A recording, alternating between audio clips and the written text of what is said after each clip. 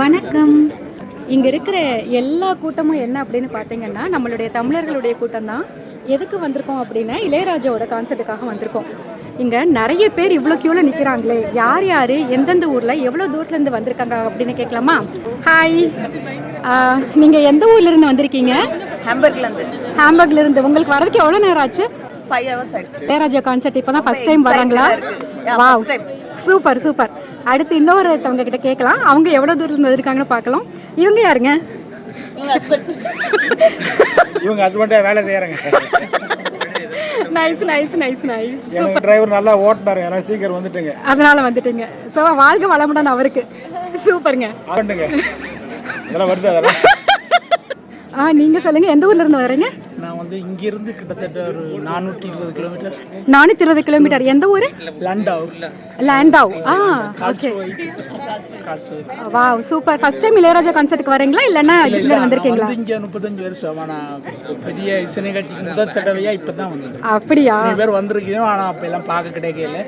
முதல் தடவை இளையராஜா கட்டாயம் பார்க்கணும்னு விருப்பம். அதனால இந்த முறையாவது அவர் இருக்கிற அவருடைய காலத்துக்குள்ள அவர்கிட்ட நிகழ்ச்சி பார்த்துருவோம். ரொம்ப ரொம்ப சந்தோஷங்க, ரொம்ப சந்தோஷங்க. சூப்பர். வணக்கங்க. வணக்கம். நீங்க எல்லாருமே இளையராஜா கான்சர்ட்டுக்கு வந்திருக்கீங்க. எவ்வளவு நேரம் ஆச்சு உங்களுக்கு வர்றதுக்கு? 2.5 மணி நேரம் ஆச்சு. 2.5 மணி நேரம். எந்த ஊர்ல இருந்து வரீங்க? ரோட்டர்டாம், நெதர்லாண்ட்ஸ் வந்து வரோம். ஓகே, சூப்பருங்க. நீங்க நீங்க கப்பலா வந்திருக்கீங்க. சூப்பருங்க. இது வந்து செகண்ட் டைம். நான் 3 இயர்ஸ் முன்னாடி ஒரு தடவை வந்தேன். எந்த ஊர்ல நடந்துச்சு? டாட்மண்ட்ல. ஆமா, அங்கேயும் நிறைய தமிழர்கள் இருக்காங்க, அதனால சூப்பர். ரொம்ப ரொம்ப நன்றிங்க. சூப்பருங்க. நம்ம எல்லாரும் பிளாஸ்ட் பண்ணலாம். எபிக் மங்கீஸ் அவங்களோட இன்ஸ்டாகிராம் பேஜை பார்த்துட்டு நாங்கள் எல்லாரும் டிக்கெட்டை புக் பண்ணோம். இளையராஜா சாரோட இந்த கான்சர்ட் அன்னைக்கு தான் ஜெர்மனிலேயே வந்து ரொம்ப அதிகமான வெயில் அப்படின்னு பதிவாயிருக்கு. டிக்கெட்டோட விலை 39, 59, 79, 129 அப்படின்ற மாதிரி இணையதளத்தில் வந்து வாங்குற மாதிரியா இருந்தது. ஜெர்மனியில் எஸ்ஸன் அப்படின்ற ஊரில் இருக்கிற குருகாஹாலே அப்படின்ற பிளேஸில் தான் இந்த ஈவெண்ட் வந்து நடந்தது. அதாவது இளையராஜா சார் கான்சர்ட் வந்து நடந்தது. Hi hi hi hi hi. எப்படி இருக்கீங்க? நல்லா இருக்கீங்களா? நல்லா இருக்கும் சார். நீங்கள் எங்கேருந்து வரீங்க? ஹாம்பர்க்ல இருந்து. இங்க வரதுக்கு எவ்வளவு நேரம் ஆச்சு? 4.5 hours. ஓகே. இன்னைக்கு காலையில கிளம்புனீங்களா எப்படி? நேத்தே வந்துட்டீங்க. ஸோ அப்போ எவ்ரி டைம் இளையராஜா கான்சர்ட் வந்தாலும் நீங்கள் மிஸ் பண்ண மாட்டீங்களா இல்லைன்னா ஃபர்ஸ்ட் டைமா? Wow, super super. அப்போ எல்லாரும் என்ஜாய் பண்ணலாம். நாங்களும் உங்களை மாதிரி ஹாம்பர்க்ல இருந்து தான் வந்திருக்கோம். உங்களுக்கு என்ன தெரியவே தெரியாதுல்ல? ஹாய், நீங்களாம் எங்கேருந்து வரீங்க? நீங்களாம் எங்கேருந்து வரீங்க? ஓகே. எப்போ கிளம்புனீங்க? 9 மணிக்கு. காலையில் 9 மணிக்கு. ஸோ இன்னைக்கு முடிச்சுட்டு அப்படியே கிளம்புற மாதிரியா இல்லைன்னா ஸ்டே பண்ண போறீங்களா? கிளம்பிடுவீங்க. Wow, super. ஃபர்ஸ்ட் டைம் வரீங்களா கான்சர்ட்டுக்கு இல்லைன்னா ஆல்ரெடி இளையராஜா கான்சர்ட் வந்திருக்கீங்களா? First time. நானும் உங்களை மாதிரி ஃபர்ஸ்ட் டைம் தான். வாங்க, என்ஜாய் பண்ணலாம். ஜெர்மனியில் இருக்கிற நிறைய நண்பர்களை பார்க்குறதுக்கு இது ஒரு சென்டர் பாயிண்ட்டாகவே இருந்தது அப்படின்னே சொல்லலாம். விஜய் டிவி நடத்துகிற ஒன் ஆஃப் த ரொம்ப சூப்பரான ஒரு ப்ரோக்ராம் அப்படின்னு என்ன பார்த்தோம் அப்படின்னா சூப்பர் சிங்கர்.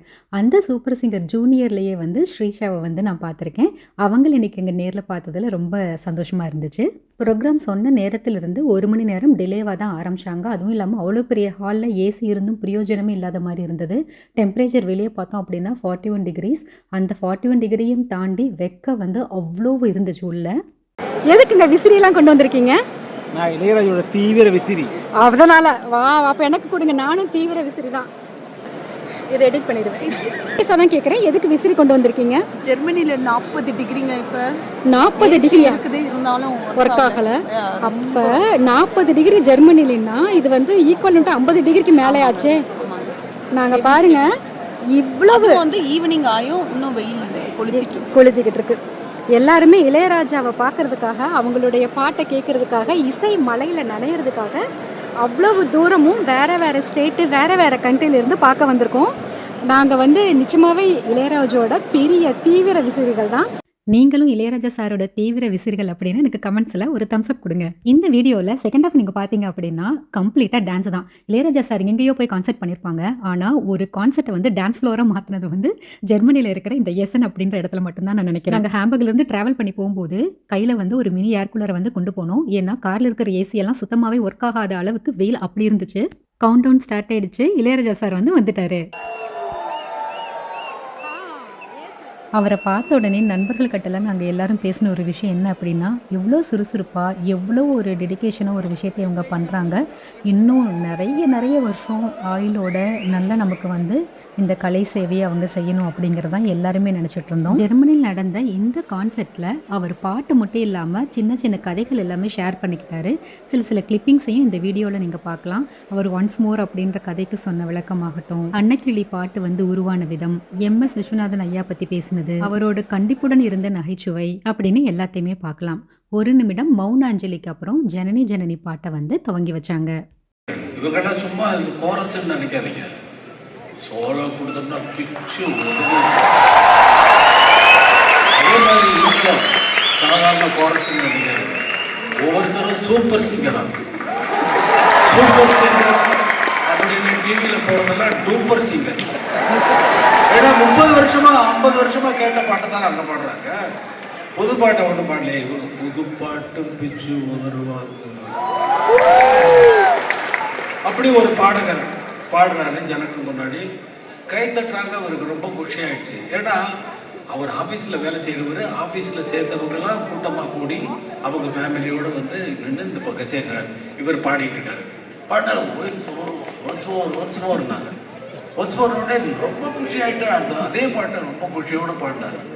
பாடினோடனே மறுபடியும் கை தட்டி மறுபடியும் ஒன்ஸ் மோர் உங்களை மாதிரி கத்துறாங்க. அவருக்கு பயங்கர குஷி ஆயிடுச்சு. மறுபடியும் பாடுறாரு. மறுபடியும் தட்டி உங்களை விட பயங்கரமாக சத்தம் போட்டு ஒன்ஸ் மோர் கேட்டா, எங்க நிறைய பாட்டு இருக்கு, அதை பாட விடுங்கள. முதல்ல இந்த பாட்டை சரியா பாடு.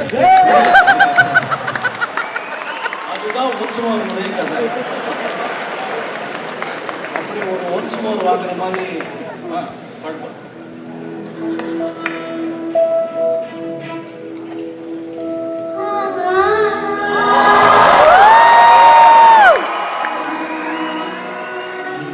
ஃப்ளூட்டுக்காக கம்போஸ் பண்ணது.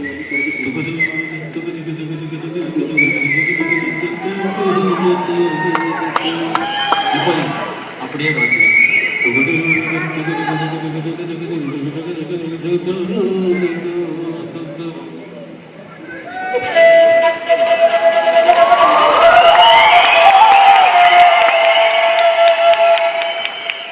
அப்படியே பாட்டு இதை அப்படியே வச்சிருக்கலாம். ரொம்ப நல்லா இருக்கு பாட்டு. இல்லைங்க ரொம்ப கஷ்டம் இல்லைங்க. லதா மங்கேஷ்கரை வர வைக்கலாம், இந்த பாட்டை பாட வைக்கலாம். வாலி சார் வராரு. அண்ணா டியூனை சொல்லியா தகுதாட தக தகு திகு தகு தக திகு திகு திகு தக திகு திகு தகுதாது. யோ வார்த்தைக்கு எங்கேயா நான் போவேன்? தகதாட தகதக தகதக தகதக தகதக தகதக தகத எங்கேயா போறதுன்னு. அண்ணே பாட போறது லதா மங்கேஷ்கர். அவங்க பாடுறதுக்கு ஈஸியாக எதுவும் அடகடகட புட்டகடகடது ஏதாவது எழுதிடாதீங்க, கஷ்டம், பாட்டே எடுக்க முடியாது அப்படின்னா. நீ என்ன சொல்ற அண்ணே? ஒரே வார்த்தைய தகதக விளவன மலமலை கலகலை உழவுல இப்படின்னு வரும். ஓ ரெட்டை கிழவியா எழுத சொல்றியா நீ? ரெட்டை கிழவியா? ஆமையா, இலக்கணத்தில் அதான் அதுக்கு பேர். அப்போ தகுதாத தகதக தகுத கலகல கலகலவன அந்த மாதிரி எழுதுங்கன்னு உடனே இந்த பாட்டை எழுதிட்டாரு. அந்த பாட்டு தான் இது.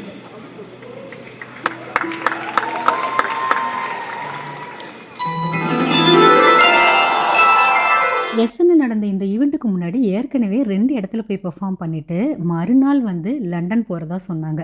இங்கே ஜெர்மனிக்கு வர்றதுக்கு முன்னாடி சுவிட்சர்லாண்டில் ஒரு பெர்ஃபார்மன்ஸு, அதுக்கப்புறம் இங்கே ஜெர்மனி, அதுக்கப்புறம் வந்து லண்டன் அப்படின்னு சொன்னாங்க. இசை மேலே இருக்கிற காதலே அவரை 100 ஆண்டு காலம் கண்டிப்பாக வாழ வைக்கும் அப்படிங்கிறதுல எந்த ஒரு சந்தேகமும் கிடையாது. ஸ்வேதா மோகன் அண்ட் மது பாலகிருஷ்ணனோட வாய்ஸுக்கு நாங்கள் எல்லாருமே பெரிய ஃபேன்.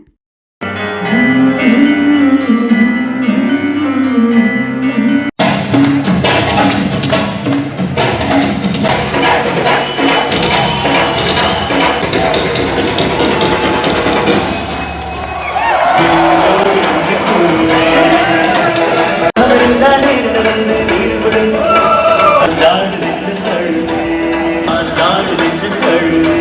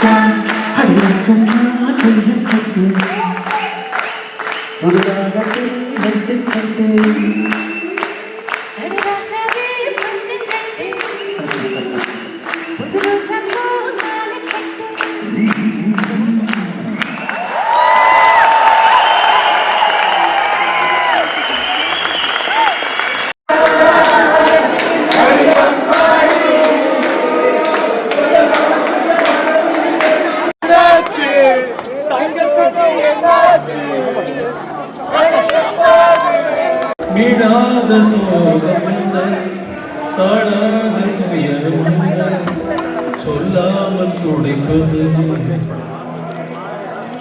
என்ன செய்தாலே